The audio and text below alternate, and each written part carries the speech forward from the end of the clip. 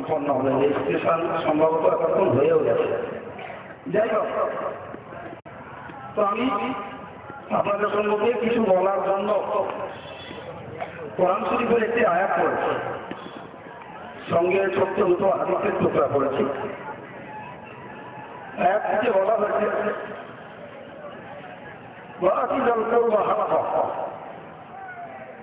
তোমরা নিকটতম মানুষের হক আদায় করো,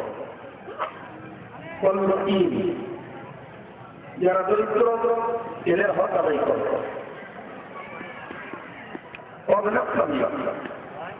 যারা বিদেশি পথচারী পর্যটক মুসাফির অসহায় এদের হক আদায় করে, বলে আপনারা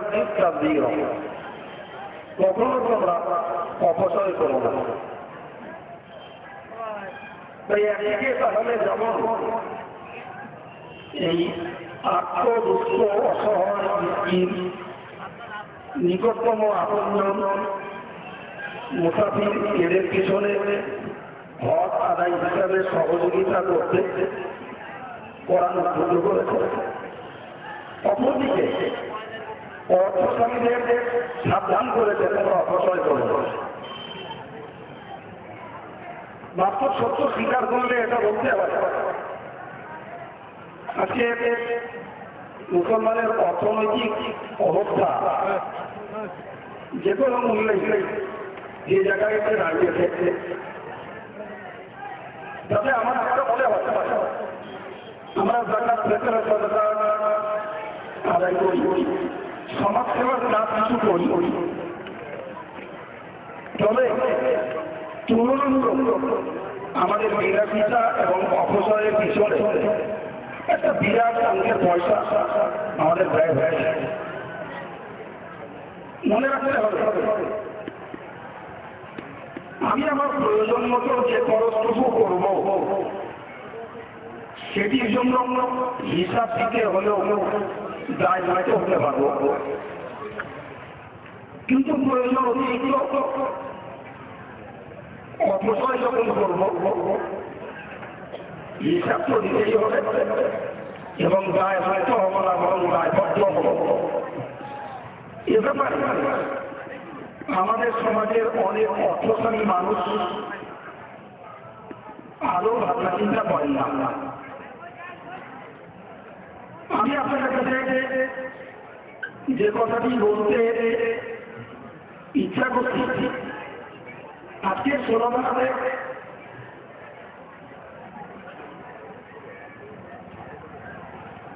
শুনতে পারে কি ভাই,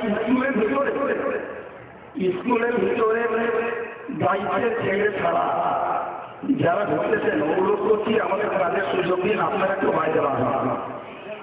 স্কুলের ভিতরে যে সমস্ত সাধারণ মানুষ ঢুকেছেন অনুরোধ করছি আপনাদের কাছে, যদি আমার আওয়াজ আপনাদের কাছে পৌঁছায় তাহলে আপনারা একটু বাইরে আসুন, যারা দায়িত্বে রয়েছে তাদের কাজটা দ্রুত সম্পন্ন করতে সুবিধা হবে। অনুরোধ করছি বাইরের মানুষ যারা স্কুলের ভিতরে ঢুকেছেন একটু বেরিয়ে আসুন, ফাঁকা জায়গায় সবাই দেখবে। স্কুলের ভিতরে সংকীর্ণ জায়গা, বন্ধ জায়গা, সেখানে গিয়ে বের করাটা যুক্তিযুক্ত নয়। বাইরে আসুন দয়া করে, সবাই বাইরে দেখবেন। হাদিস শরীফে এসেছে রাসূল কারীম সাল্লাল্লাহু আলাইহি ওয়াসাল্লাম তিনি নিজেই আল্লাহর কাছে দোয়া চাইতেন, আল্লাহর কাছে দোয়া চাইতেন, আল্লাহ আপনি আমাকে গরিব মানুষকে ভালোবাসার তৌফিক দিন। আমি এসে করে ফোন করবো না, রাসূলুল্লাহ দোয়া গরিব মানুষকে ভালোবাসার তৌফিক দিন, এ দোয়া রাসূলুল্লাহ চাইতেন মহান আল্লাহর দরবারে। এবং এইটুকু নয়, অন্য হাদিস শরীফে এসেছে রাসূলুল্লাহ আরো দোয়া চাইতেন, আল্লাহ আমাকে দারিদ্র হালাতে আপনি বাঁচিয়ে রাখেন এবং দারিদ্র অবস্থাতে আমার মরণটা দেবেন। সর্বশেষ দোয়া চাইতেন ওয়াসুর না মা তোমাকে বড়াবা, হাসরের কঠিন দিবসে গরিবদের সঙ্গে আল্লাহ আমার হাসরটাকে করাবেন। উপস্থিত জনমণ্ডলী, আমি আপনাদের কাছে সবিনয় নিবেদন করে বিশ্ব নবীর প্রত্যাশামূলক যে প্রার্থনা, যে দোয়া, তিনি গরিব হয়ে বাঁচতে চেয়েছেন, গরিব হয়ে মরতে চেয়েছেন, সর্বোপরি সর্বশেষ কঠিন দিবসে গরিবের সঙ্গেই তার হাসরটা হওয়া, এটি তিনি একান্তভাবে কামনা করে চলেছেন। পশ্চিমবঙ্গ কমিটি আজকে যে কাজ করতে এসেছে, এটি শুধু পার্থিব আনন্দ নয়, পার্থিব গর্ব নয়, লোক লৌকিকতা নয়, এবং এটি আপত্তি সংগঠনের কাছে সুনাম কেনার চিন্তা ভাবনা নয়, বরং আমি মনে করি আজকের দরিদ্রদের উদ্ধারের জন্য সংগঠনের এ চেষ্টা, এ সেবা, আম জনতার আর্থিক সাহায্য, দৈহিক উপস্থিতি, এসব কিছু কিয়ামতের দিবসে হাসরের কঠিন ময়দানে রাসূলুল্লাহ সঙ্গ দেবে ইনশাআল্লাহ। ভাই সাথে মনে রাখা দরকার, হাদিস শরীফে স্পষ্ট করে রাসূলুল্লাহ বলেছেন, মান নাফাসা কুরবাতাম মিন কুরামিদ দুনিয়া, যারা দুনিয়ার দুর্দশাগ্রস্ত বিপদগ্রস্ত মানুষের বিপদকে, দুনিয়ার কোন বিপদকে দূর করবে, নাফাসাল্লাহু আনহু কুরবাতাম মিন কুরামি ইয়াউমিল কিয়ামাহ, কিয়ামতের কঠিন দিবসে মহান আল্লাহ তাদের পরকালের বিপদ থেকে মুক্ত করবেন। আর একটু জোরে বলা যাবে না? তাই অন্য মনস্কতা বাদ দিয়ে কোরআন হাদিসে কিছু কথা যা আমাদের জন্য উৎসাহ ব্যঞ্জক বলছি, একটু মেহরবানি করে শুনুন। আমি আবার অনুরোধ করবো, একবার স্কুলের গেটের সামনে যারা ভিড় করছেন, মেহরবানি করে একটু, কিন্তু এরপর আমরা জানি অনেক মানুষ যারা ভেটধারী দায়িত্বশীল, অথচ এগুলো কাজে তারা তাদের স্বভাবসিদ্ধ ভঙ্গিতে বাধা দেওয়ার আপ্রাণ চেষ্টা চালিয়েছে। চক্রান্তে যাদের উস্কানিতে, যাদের ফুসলানিতে এই মহৎ সমাজ সেবার কাজ থেকে বিরত থেকেছেন, আমি তাদের কাছে একটা কথাই পৌঁছে দিতে বলবো যে যারা আপনাদেরকে বাধা দিয়ে এই ভালো কাজটাকে পিছিয়ে রেখেছে, কিয়ামতের দিবসে এই কঠিন বিপদের ভিড়ে তিনি বা তারা আপনাদের কি কোনো উপকারে আসবে বলে মনে করেন? মহাবিপদ থেকে বাঁচার পথে এরা অন্তরায়, এরা বাধা, এদের থেকে আপনি আপনার বন্ধু, আপনার সাথী সঙ্গী সাবধান হন, তা না হলে আপনাকে পড়তে হবে আল্লাহ পাকের দরবার।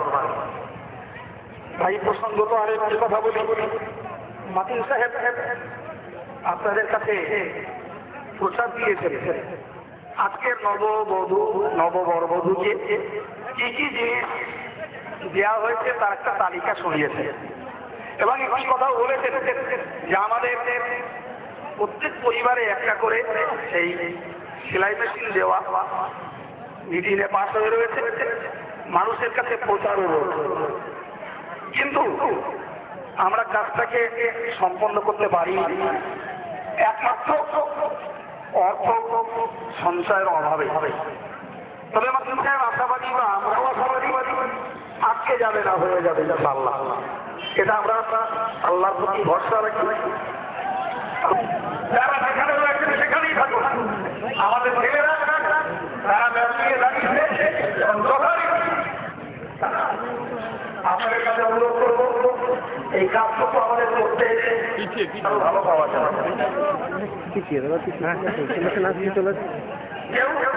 যিনি যেখানে পুরো ফাঁকা, হ্যাঁ ঠিক আছে, ভাই ব্যস্ত হবেন না, তারা এখানে আসবে, দিয়ে পড়ানো হবে।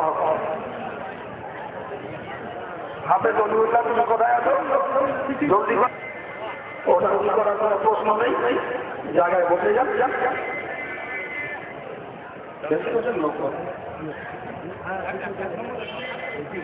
ছোট ছোট করে যাবেন।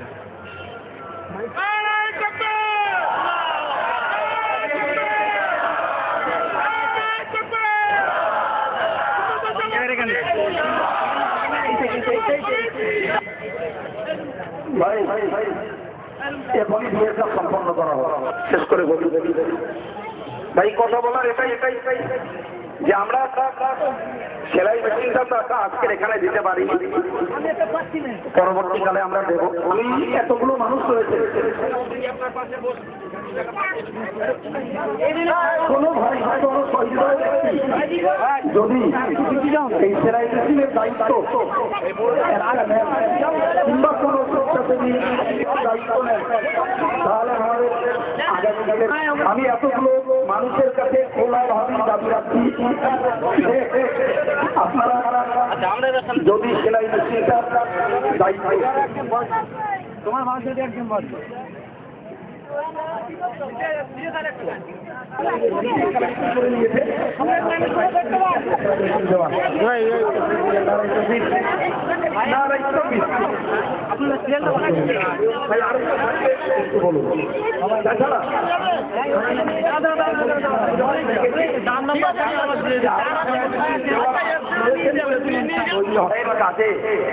যারা বিভিন্ন জলসে চাঁদাপাতি দিয়েছেন তা সব জায়গায় এসেছে বা ডিলের মাধ্যমে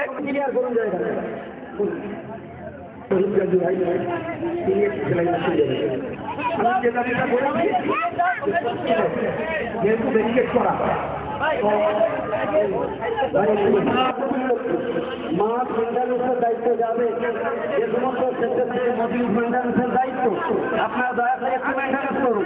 আর আপনারা যারা পিছনে দাঁড়িয়ে আছেন দয়া করে একটু বসুন। আমার হাত লম্বা হলে হয়তো আপনার পায়ে হাত নিয়ে বসতে বলতাম, দয়া করে বসুন, দাঁড়িয়ে রাখতে গেল বসুন। তিনি যেখানে এক অন্যতম কর্তব্যপরায়ণ দায়িত্বশীল ব্যক্তি এসে পর্যন্ত দেখছি আগাগোড়াই পূর্ণ মেশিন দেবেন।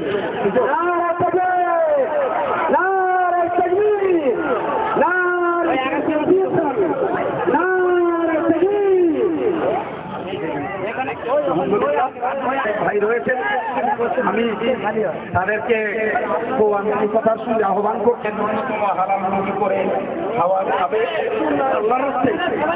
আরো যারা রয়েছেন সহৃদয় ব্যক্তি একটু এগিয়ে আসুন। আর আমি যে দাবিটা করেছি দেওয়ার মতো কেউ বঞ্চিত হবেন না। এই মহৎ কাজে সকলেই উপস্থিত থাকবেন, এটি আমাদের পক্ষ থেকে আপনাদের কাছে একান্ত দাবি। এর আগে আলহামদুলিল্লাহ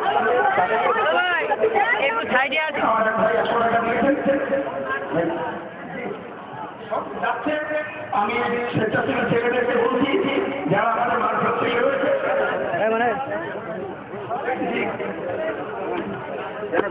আমার আমাদের সর্বক্ষণের কাজের সাথী।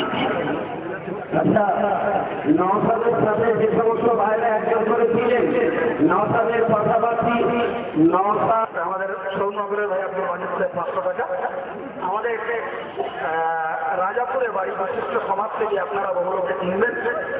শ্রদ্ধ মাস্টার এই গণবিবাহের কাজে 2500 টাকা দিয়েছেন। আল্লাহ তার দানকে, সকলের দানকে বলুন আমিন।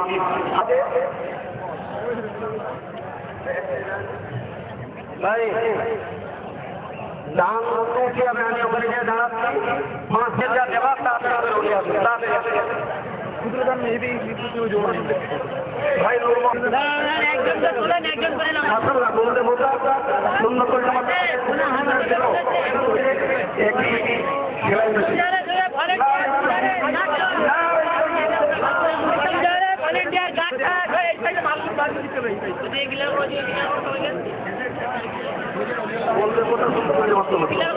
বললে জামাত কমিটি একটি সেলাই মেশিন ভাই নিজের দায়িত্বে যারা রয়েছে কথা বলেছি সকলে এখানে শুনুন।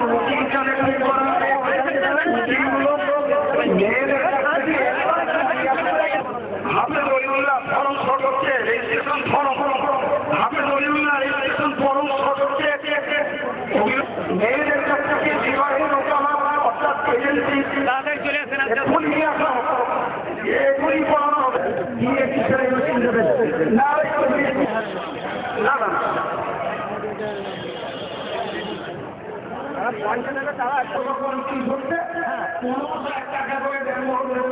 আলহামদুলিল্লাহ মেয়েদের কাছ থেকে এজাজতটা দিয়ে দাও।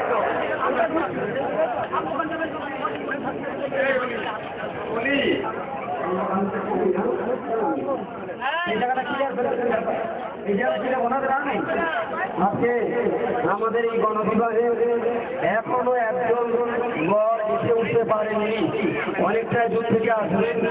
এই গণবিবাহে দুইজন হিন্দু ভাই পারবো না অকাজ, কারণ যদি মুসলমান নিয়ে পড়াতে বলে 5 মিনিটের ভেতরে খানা তারা ছোলা বেলার মধ্যে পড়িয়ে দেবে, কিন্তু হিন্দু ভাই নিয়ে পড়াতে বলে আমরা তো পারবো না শোনা। সেই জন্যে আমরা ভাইদেরকে বলেছিলাম যে ওই বিয়েটা ওনারা ওনাদের নিজেদের দায়িত্বে করিয়ে নেবেন। আমরা অন্যদেরকে যে সমস্ত উপহার সামগ্রী দেব সেগুলো তাদেরকে আমরা দিয়ে দেব। তারা এসেছেন, আমরা পশ্চিমবঙ্গ সুন্নাতুল জামাত কমিটির পক্ষ থেকে তাদেরকে আমরা সাধুবাদ জানাচ্ছি।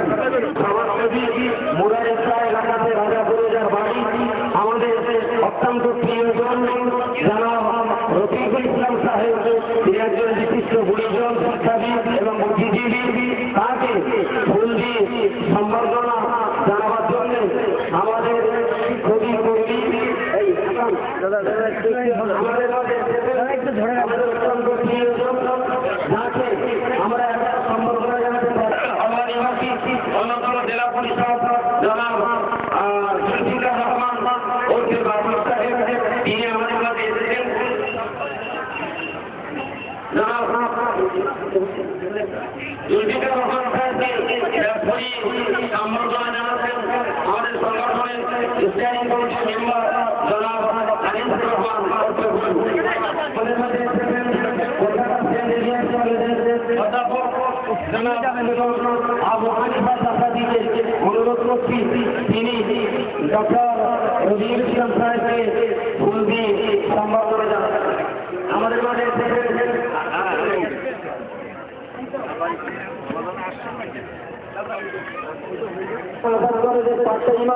এবং বর্তমান শহীদনগর হাইমাস্টার যিনি সুদক্ষ প্রধান শিক্ষক মহাশয়, হাজার হাজার আলেমের ওস্তাদ তিনি জনাব ডক্টর আব্দুল কাইয়ুম সাহেবকে সম্বর্ধনা জানাবার জন্য আমি অনুরোধ করছি মৌলানা ইয়াকুব আলী সাহেব, তিনি ফুল দিয়ে এবং ব্যাপরিয়ে সম্বর্ধনা জানাচ্ছেন।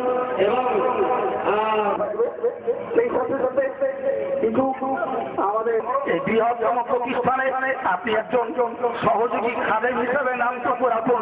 নিশ্চিত আমি মনে করি যেখানে হাদিস তফসির ফিকহ চর্চা হয়, রাসূলুল্লাহর দোয়া, যাদের স্মৃতি রক্ষার্থে এই প্রতিষ্ঠান মুজাদ্দেমান হুজুর আল্লামা মুশরিকের হুজুর কি রাহমাহুল্লাহ এদের দোয়া থেকে গেছিলেন, তারা ফিরেছেন কি? যারা মেয়েদের কাছ থেকে অনুমতি নিতে গিয়েছিলেন তারা ফিরেছেন? হ্যাঁ, আমরা ফিরেছি তো। আটকে নাই বলেন ফিরেছে। 11 কোথায়? এখানে 11 এখানে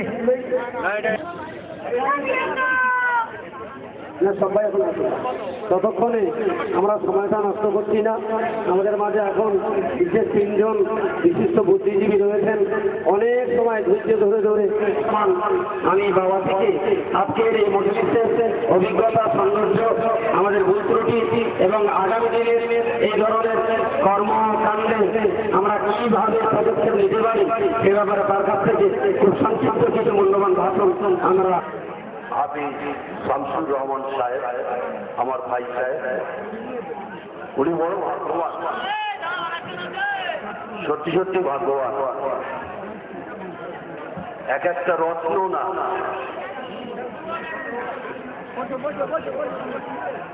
বলে শেষ করা যাবে না। আমার চাইতে আপনারা ভালো জানেন।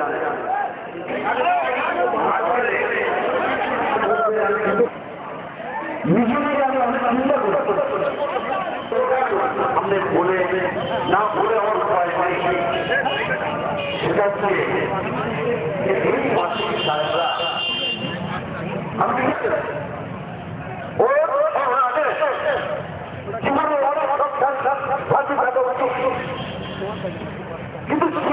কিন্তু আমি লক্ষ্য করেছি যে নদীর উপরে একটি মাদ্রাসা চালান, আমার ওনারই সামনে সন্তানদের দিয়ে পড়ে বড় করে নয়, আমাদেরকে যে আমন্ত্রণ জানানো হয়েছে খুব হাই ফাই ওর মধ্যে অনেক হিন্দু সম্প্রদায়ের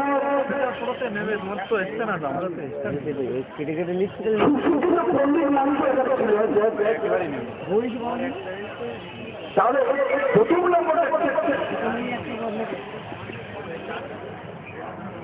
নাম্বারই হচ্ছে সম্প্রীতি। কোন ভেদাভেদ নেই। এটা একটা বড় মানসিকতা। একটা অনুষ্ঠানের সঙ্গে কত রকম জিনিস জড়িয়ে যাতে ভাবো। আমি এমনি আপনারা অনেকক্ষণ বসে ধৈর্য ধরেছেন এই রোডটাতে।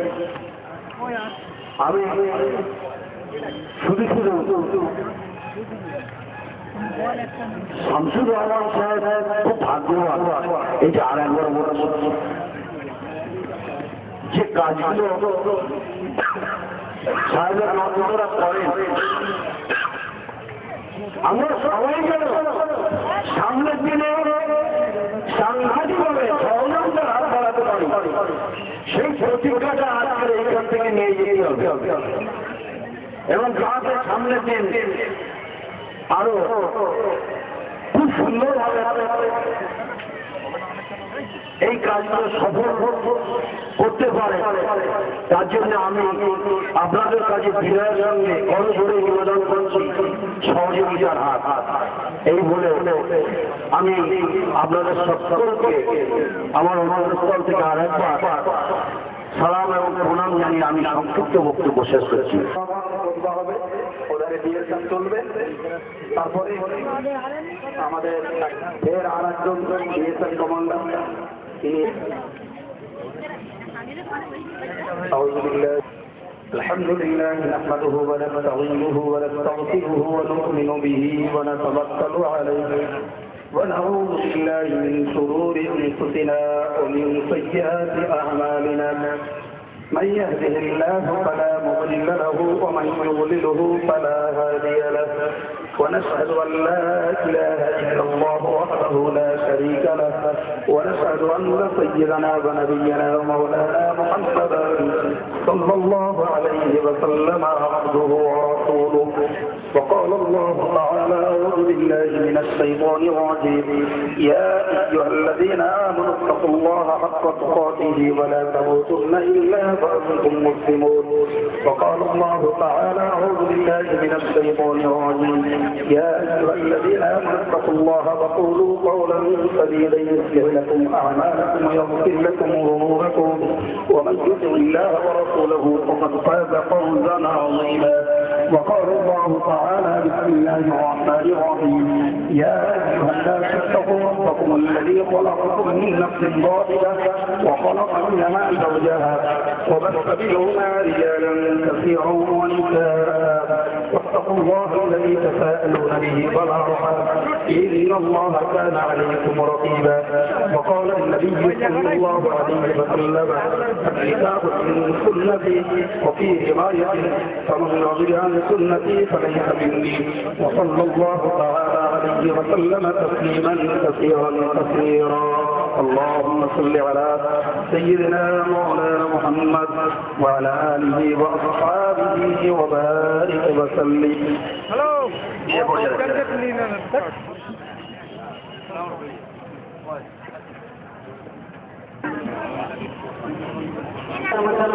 আপনারা আমার উপরে রেখে যাচ্ছেন, কোন রাস্তাঘাটে রাগ নেই তো? তাহলে আমাদের মাঝে মানবের মধ্যে এসেছেন ইন্ডিয়ান মানবাধিকার মিশনের যিনি সম্পাদক ভাই মোস্তার আহমদ সাহেব আমাদের মাঝে একটু জানান। এদিকে দুই ধরনের বক্তব্য হয়, যে করবে না যে করবে। রানিং করো না এগুলো, অনেক ক্ষেত্রে যখন হাতে করে বসে না পারলে সিরাজুল ইসলাম ভাইকে সমর্থিত করছেন মৌলানা শাহানুর আলম সাহেব।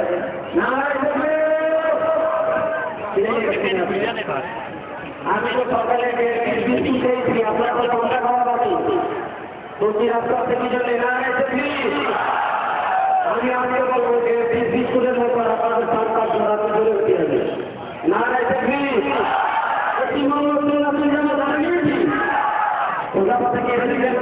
ইন্ডিয়ান মানবাধিকার মিশনের যিনি সম্পাদক জনাব মুক্তার সাহেবকে ব্যাপনীয় সঙ্গে সম্বর্ধনা জানাবার জন্য অনুরোধ করব।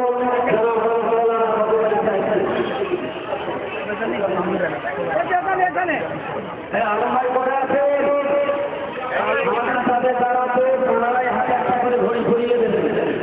শিগগির করে আলমভাই করে আছে, একটু দল হবে, সব হবে। কিন্তু আমার দুর্ভাগ্য একটা জায়গায়, যেটা আমার ব্যর্থতা, যেটা আমার আসলে ভাইদেরকে ভর্তি করলাম না, এটা আমার ব্যর্থতা। আমি কি বীজ কামনা করার জন্য যারা আমার শিক্ষার পক্ষে তার ভেঙে থাকবে, যারা আমার বেঁচে থাকার পক্ষে তারা করতে যাবে। আমি মনে করি আপনারা কে চান, আমি বলি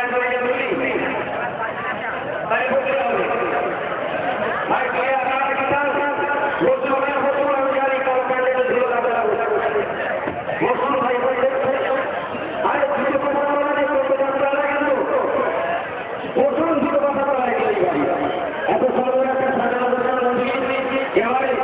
আমি বক্তৃতার জন্য আমাদের হাজার হাজার যারা যদিও সেলফোন থেকে তবু এখন দুজন বন্ধার কাছ থেকে কিছু শুনে বলবো, তারপরে দেওয়া হবে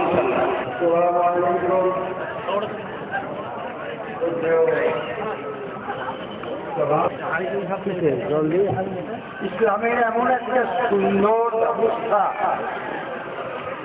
যেটার প্রতিফলন আজকে হয়েছে, এটা ভালো লাগছে। ইসলাম বলেছে সংখ্যাগরিষ্ঠ মুসলমান নিয়ে কোনো লাভ নেই। রাসূলুল্লাহ সাল্লাল্লাহু আলাইহি ওয়াসাল্লাম নিজে ওই সংখ্যাগরিষ্ঠ মুসলমানের জন্য কাল কিয়ামতে সুপারিশ করবেন না, গর্ব অনুভব করবেন না, যারা প্রিয়, যারা কোন রকম সাহসিকতার পরিচয় দেন না, যারা সমাজ সেবার পরিচয় দেন না। আর এই সমাজ সেবা নিয়ে ইসলামের জন্ম। যারা ইসলামের ইতিহাস করেছেন, আমি খুব সংক্ষিপ্ত আকারে বলি, যারা ইসলামের ইতিহাস করেছেন তারা জানেন হিলফুল ফুজুল দিয়ে শুরু, সেই সংগঠন যুগ যুগ করে ইসলামে চলে আসছে মানব সেবায়, সমাজ সেবায়। আজ সবচেয়ে ভালো লাগছে যে বসিয়ার আল্লামা হুজুর রহমতুল্লাহ আলাইহি তিনি যে সংগঠনটা তৈরি করেছিলেন অরাজনৈতিক সমাজ সেবামূলক একটা সংগঠন, দাদা হুজুর কেবলা রহমতুল্লাহ আলাইহি নির্দেশে, সেটা হচ্ছে আঞ্জুমানে ওয়াইজ। এই আঞ্জুমানে ওয়াইজের অনুপ্রাণিত হয়ে আজকে সুন্নতুল জামাত কমিটি যে আঞ্জাম করেছে, এই আঞ্জামটা অত্যন্ত ধন্যবাদের।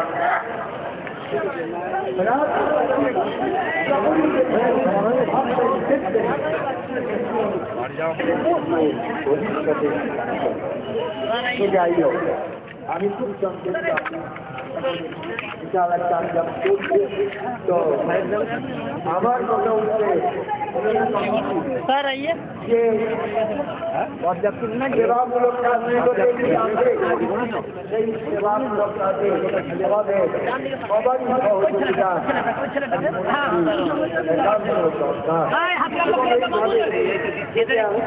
সংগঠনটা এগিয়ে যেতে পারে, তাহলে দেখবেন যে সমাজে উপকারে আসবে। আজ এই যে মুসলমান অনেক বহু বিবাহ এবং বহু কন্যা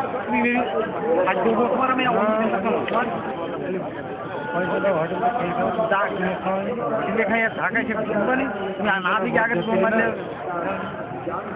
আর কত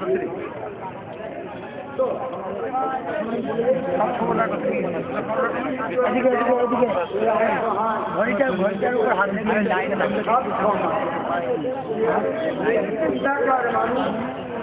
আমাদের সহযোগিতায় আমাদের আর্থিক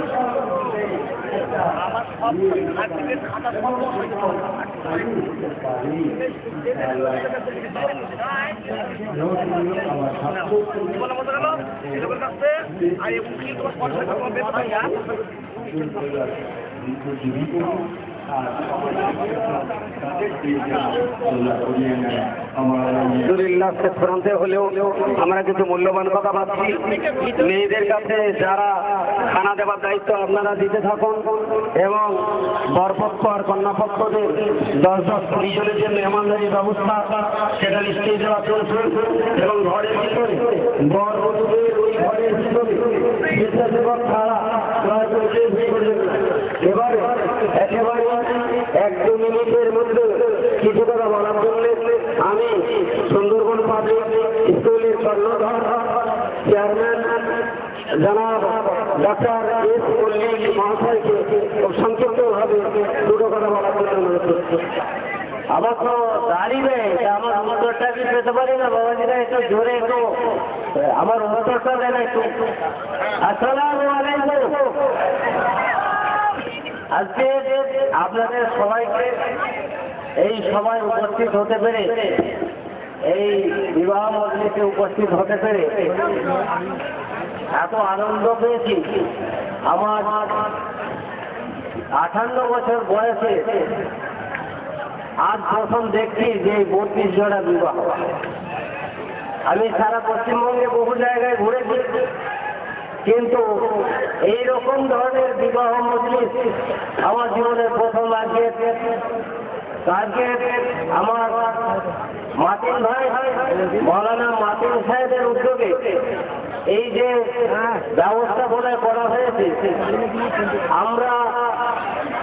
আপনারা মুসল্লি মানুষ, আমরা মুসলমান, মুসল্লি বটে, কিন্তু আপনাদের সাথে আমাদের দাড়ি ওয়ালাদের যাদের দাড়ি নেই তাদের তুলনায় এক হবে না।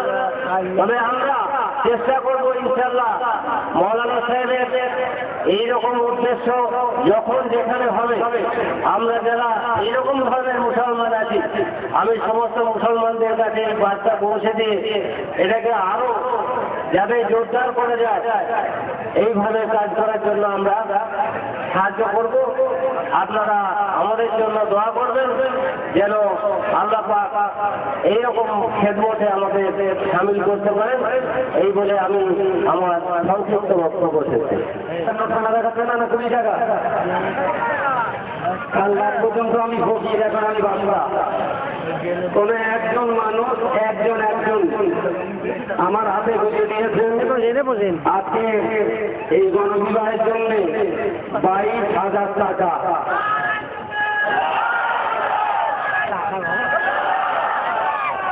সিলসিলায় ফুরফুরা শরীফ পশ্চিমবঙ্গ সুন্নাতুল জামাত কমিটি, পশ্চিমবঙ্গ সুন্নাতুল জামাত কমিটি সিলসিলায় ফুরফুরা শরীফ, সিলসিলায় ফুরফুরা শরীফ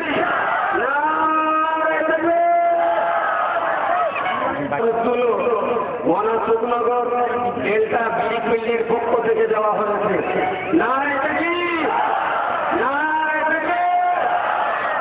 আলহামদুলিল্লাহ, জনগণের কাজ করলে, গরিব দুস্থ মানুষের জন্য কাজ করলে আল্লাহর পক্ষ থেকে যে কোনো মানুষকে আল্লাহ আপনার সামনে ওসিলা হিসাবে দান করিয়ে দেন, এটাই হলো তার প্রকৃষ্ট নমুনা।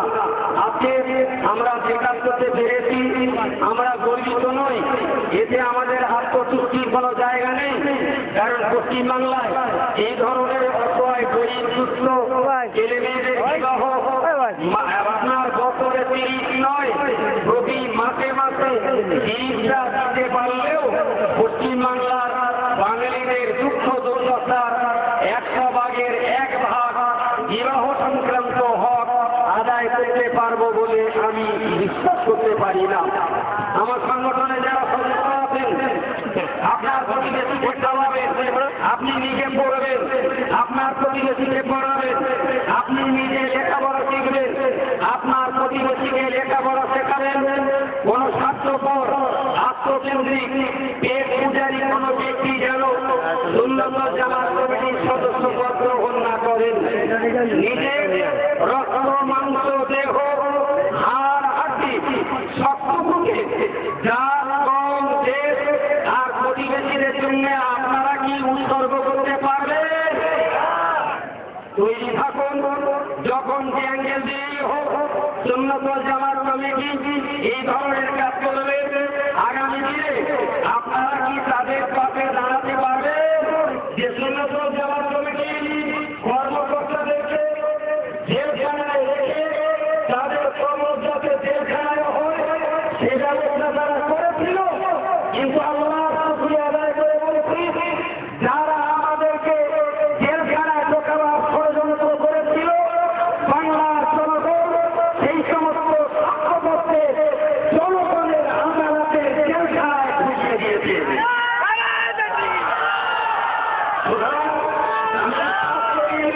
আমি মনে করি জাতির জন্য, কৌমের জন্য, দেশের জন্য যদি আপনি আপনার নিজেকে কোরবানি করতে পারেন, দেশ, জাতি, কৌম, সমাজ সবাই নিঃসন্দেহে আপনার পিছনে দাঁড়িয়ে আপনাকে সহযোগিতা করবে। কেন নেপোলিয়ান বোনাপার্টের মতো বলতে না হয় যে আমার মরণের পরে কবরের পাশে একটা চাবি ফলকে লিখে দিও। এই কবরের চিরনিদ্রায় সাহিত্য মানুষের মনের ভিতরে অনেক আশা আকাঙ্ক্ষা বুক ভরা ভেতর বিশ্বাস আর মনোবল থাকা সত্ত্বেও বিফল মনোরথের মানুষটাকে নিরবগুলোকে করতে হয়েছে।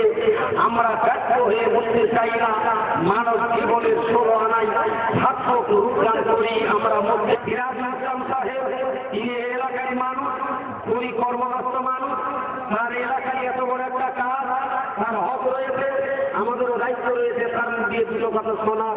তাই সিরাজ ভাইয়ের কাছ থেকে দুটো কথা